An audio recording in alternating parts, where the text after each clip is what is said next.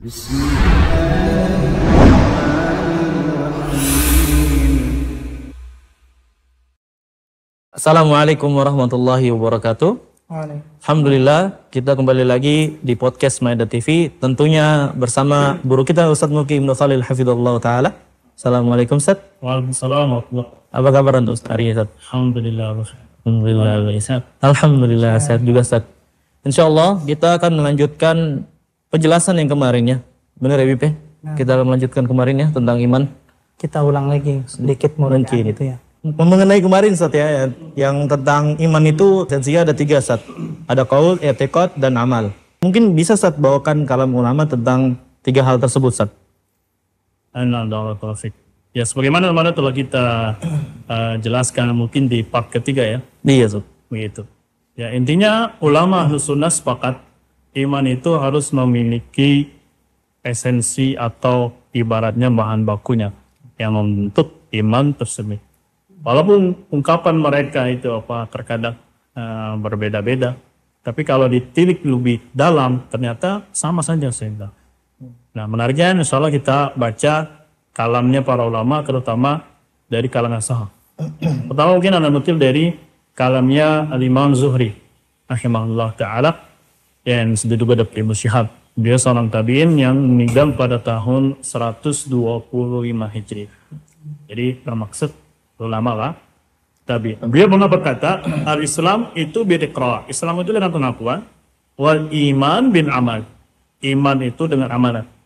Wal iman qaulun wa amalun qarinanihi. Kata beliau. Iman itu ucapan, kemudian amalan. Qarinani itu 2 teman yang sejawat Pak. Jangan harus beriringan, harus bergandengnya. Gak bisa lepas. Kata beliau, la yanfa'u ahaduna illa bil akhar. Ya, salah satunya tidak bisa bermanfaat kecuali dengannya. Ini coba-coba. Zikir rahimahullah ta'ala. Jadi iman itu harus ada qaul dan harus ada apa? Amal. Kalau anda tanya, i'tiqadnya mana jawab? Sudah sepakati Ustaz, tentunya Ustaz. Ya, karena ini sudah disepakati bersama di masa beliau. Iman itu memang harus ada apa? I'tiqad, tasdik, pembenaran. Ya, maka ketika ada mulai penyimpangan, mereka tegaskan iman itu ya bukan hanya sekedar keyakinan di dalam hati, tapi harus ada qaul dan harus ada amal. Gitu. Itu ucapannya apa? Jadi kita suki lagi ucapan alimah yang lainnya. Di sini ada Sufyan Ats-Tsauri rahimahullah. Beliau wafat pada tahun 161 Hijriah.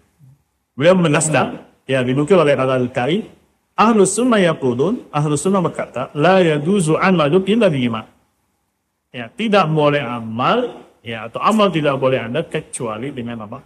Iman, wala iman illa bi'amal. Ya, tidak ada iman dengan amal. Ini juga sekali lagi penegasan untuk bantahan kepada mereka Murji'ah yang menguatkan amal dari esensi hakikat sebuah doa.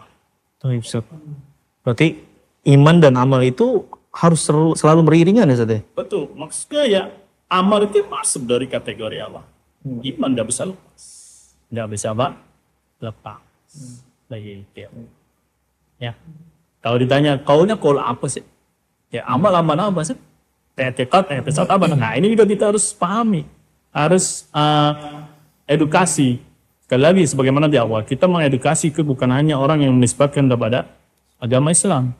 Ya, tapi orang-orang di luar sana, ya harapannya pun semoga mereka diberikan hidayah untuk masuk apa? Islam. Jadi harus ada kadar, apa namanya? Kadar minimal. Ya, dari 3 ini. Jangan hanya tahu iman itu 3 esensinya, tapi terkadang kita nggak ngerti kadar apanya yang ada di dalam 3 peta. Saya tetap larus. Ya keyakinan, dia yakin Allah adalah Rabbnya. Allah adalah Tuhannya satu-satunya yang berhak diibadah. Tidak boleh disekutukan. Allah yang mau mencipta, ya Allah yang mau mengatur, dan segalanya. Dia harus yakin itu. Dan lisannya harus apa? Berucap. Ucapan di dalam diri lisan itu banyak. Yang bahkan disebutkan oleh Nabi, syu'ab kata ucap mengimani kau. Banyak. Yang tertingginya adalah ucapan di ngomong. La ilaha. Maka ucapan di sini yang dia masuk kategori iman merupakan bahasanya ulama itu aslul iman. Jadi dia menjadi kadar minimum yang harus ada yaitu persaksian la ilaha illallah. Mohon ya. Ya, ucapan itu banyak, ada zikir, ada baca Al-Quran, itu bagian dari iman. Tapi perhatikan asal iman itu pokoknya, fondasi dasar yang harus ada. Ya, kadar minimalnya lah ibarat. Yang tadi Anda bilang, katakan apa? Aslul iman harus ada. Jadi kaulnya harus ada persaksian apa? La ilaha illallah. Nah, kalau amal gimana? Amal juga banyak. Ya, bahkan disebutkan menyingkirkan gangguan dari mana? Dalam itu juga bagian dari apa? Iman. Tapi ada kadar apanya?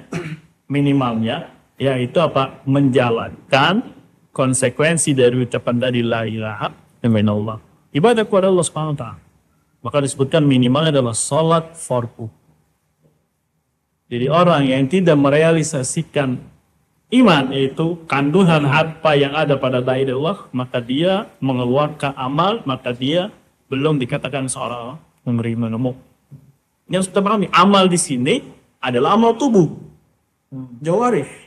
Ya, nanti ada yang dia kita bahas, dia mengatakan betul amal, tapi yang dimaukan adalah amalan hati. Ya tidak semuanya iman adalah iman dia dalam hati. Ya, ya. Adapun yang jawarih itu anggota tubuhnya itu sebenarnya tulang aksen. Ya, di luar kandungan iman. Entahlah bahasanya ada syarat, ada penyempurna syarat, dan seterusnya. Maka Ahlussunnah enggak. Ya, iman harus ada apanya? Ucapan, harus ada i'tiqad, harus ada apa? I'tiqad apa? Meyakini Allah. Meyakini Allah yang mencipta dan seterusnya. Kemudian lisannya mengaku, menegaskan, mengikrarkan bahwasanya Allah lah satu-satunya ilah yang berabdi. Tidak ingin bersama. Yang lainnya batil. Kemudian adalah harus ada amalan dari ucapan dia. Ya, walaupun kadar minimalnya apa tadi? Salat, ya, mentauhidkan Allah, tidak menyekutukan Allah. Kalau ini malah nggak ada salat kesannya, malah menyekutukan Allah, ya, dengan menyembelih untuk jin misalnya. Maka apa? Belum ada amal dia. Belum dikatakan dia sebagai seorang mukmin. Sebenarnya itu dari kalamnya apa? Sufyan as-Tsauri. Ana baknukil lagi dari kalamnya Al-Imam Syafi'i rahimahullah. Nama beliau adalah Muhammad ibn Idris. Ma'ruf namanya apa? Muhammad ibn Idris Asy-Syafi'i. Beliau wafat pada tahun 204 Hijriah. Jadi ini unik nih, ada silsilah. Dari Abu Hanifah itu meninggal tahun 150 Hijriah. Imam Syafi'i lah ya. Ibaratnya meneruskan ya Syafi'i. Ya, dari Abu Hanifah wafat 150, Imam Syafi'i apa? Kemudian Imam Syafi'i meninggal 204 Hijriah, Imam Muslim lahir. Imam Bukhari apa lahir? Imam Bukhari malah Imam Bukhari baru 10 tahun. Ketika siapa? Imam Syafi'i wafat, Imam Bukhari masih umur 10. Jadi enggak apa. Dilihat bagaimana beliau ya di dalam kitabnya Al-Hukum mengatakan wa kana ijma' dan ijma' telah tegak kata beliau minas sahaba wa tabi'in, dari kalangan sahabat dan tabi'in. Ya, kemudian juga orang setelahnya dan yang kami dapati. Jadi apa? Tabi'in yang beliau dapat. Ya, mereka semuanya berkata innal iman, kata beliau, qaulun wa amalun wa niyatun. Ucapan, amal, dan apa? Niat ya. Tapi sekali lagi tadi paham ya, ada kadar minimalnya yang disebut dengan aslul iman. Ya, aslul iman dengan keyakinannya di dalam hati, kemudian ada persaksian la ilaha illallah. Maka kita terikat tentang Abu Thalib. Ya, yakin banget di hatinya tentang kenabiannya, apa ponangannya. Ya, yakin Allah Rabbnya. Ya, karena orang musyrikin kalau dulu ditanya siapa yang mencipta, siapa yang mematikan, Allah, pasti dia benar lantang mengatakan Allah. Tidak ragu. Ya, tapi suruh bilang la ilallah mau dia? Ya mau. Karena malu sama siapa? Kaum. Ya, kaum seseorangnya. Hati-hati makanya punya teman Allah. Iya, bahaya sudah. Jelek, yang buruk. Ya bisa ke bawah, bahkan dunia akhiratnya cerah. Jadi nggak ada ucapan Abu Thalib, nggak jadi. Kayaknya. Dan kadar amal yang paling minimalnya adalah konsekuensi dari ucapan la ilaha, beribadah kepada Allah, salat. Ya, di mana yang lainnya? Nah, nanti dengan lainnya akan kita pahami iman itu bertingkat-tingkat. Al-Muhim kita tahu dulu kadarannya, minimalnya kadarnya. Ya. Kemudian niat juga Karena kita lanjutkan la yutzi wahidun minas salasa illa bil akhar. Ya, salah satu dari tiga itu tidak akan cukup kecuali dengan yang lain. Berarti tiga ini harus. Bahkan di mana kasih contoh apa seperti bangun pohon. Ya, harus ada ini materialnya. Kalau nggak ada, mohon maaf, Bapak belum bikin tembok ini. Ya, saya bayar capek-capek Bapak, tapi ya ngaduknya bukan pakai semen. Ngaduknya pakai terigu misalkan. Ya nggak jadi. Nggak jadi. Itu ucapan siapa? Ibnu Syafi'i rahimahullah. Maka lagi nanti bisa kita bahas. Ya, uniknya orang-orang Asy'ariyah ya meyakini ucapan ini sahih dari Imam Syafi'i yang katanya mereka menisbatkan fikih Syafi'i. Ternyata dalam masalah tiba beda belok. Nah, terus berapa imam tadi kita kira? Tiga ya. Ada dari Az-Zuhri, Sufyan ats-Tsauri, kemudian Imam Syafi'i. Ini yang terakhir ya. Ya, beliau paling sering ucapan para imam yang kini yang terakhir kita nukil dari Bukhari. Beliau namanya Muhammad ibn Ismail ibn Ibrahim ibn Malirah ibn Bardisbah al-Ju'fi. Ju'fi ini orang Yaman sebetulnya dia. Tapi ketika perlu rasa, ya buyutnya Bukhari Mas Isram melalui tangannya Ju'fi ini. Makanya dia dapat gelar di tanah ya al-Ju'fi.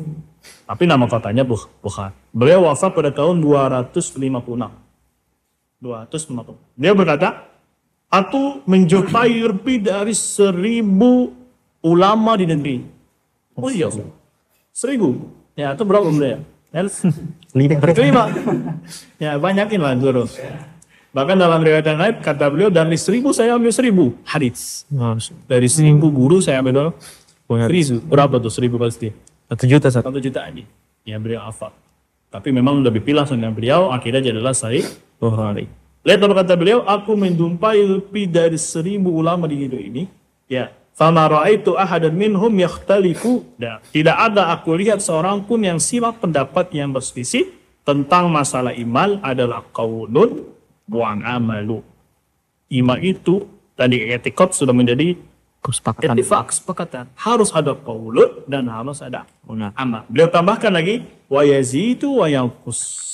Nah, iman bisa bertambah, bisa juga orang baru. Itu ya. Itu kebanyakan ya ustaz salafi menjelaskan itu ya Ustaz ya. Bertambah dan berkurang. Tapi terkadang kita nggak menjelaskan tentang kadar minimalnya tuh. Harus kan. Nah, dari sana nanti kita bisa tahu iman itu bertingkat. Misalkan qaul itu banyak. Ya kan? Quran tadi baca Al-Quran. Hawana. Ya, kemudian dia memuji Allah, mengajak Allah, berzikir kan seterusnya. Ada amalan apa? Qaul. Ya. Tapi yang dimaukan sebagai kadar minimal adalah persaksian la ilaha illallah. Begitu juga amal, begitu banyak. Tapi yang dimaukan untuk kadar minimalnya adalah apa? Melaksanakan konsekuensi la ilaha illallah. Beribadah hanya kepada. Ya, dan berarti ya para ulama memasukkan kadarnya sholat fardu di sana. Enggak boleh seorang muslim dari kita. Salah satunya adalah kadar minimalnya sholat. Amal itu banyak. Ya, makanya nanti ada istilah aslul iman, kemudian ada kamalul iman wajib, ada kamal iman mustahab.